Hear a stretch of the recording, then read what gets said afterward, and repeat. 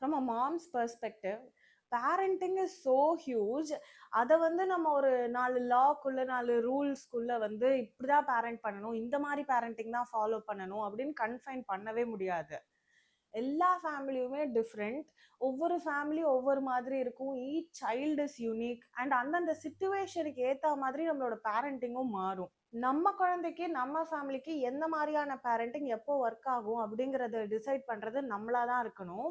நம்மளை சுத்தி இருக்கவங்கள நம்ம ஜட்ஜ் பண்ணிடுவாங்களே அப்படின்ற ஒரு இன்டென்ஷன்ல we shouldn't take any decision at any time.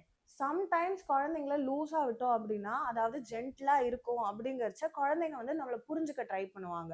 But எல்லா இடத்துலயும் அப்படி இருக்க முடியுமானா நோ. அவங்களுக்கு ஒரு சில இடத்துல ஹார்ம்ஃபுல்லா இருக்கு அப்படின்னு தெரிஞ்சு இட்ஸ் ஓகே நீ பண்ணுன்னு நம்மளால சொல்ல முடியாது. அப்போ we have to be very firm and strict, control them and say no. So இதை நம்ம எப்படி பேலன்ஸ் பண்றோம் அப்படிங்கிறது தான் மேட்டர்.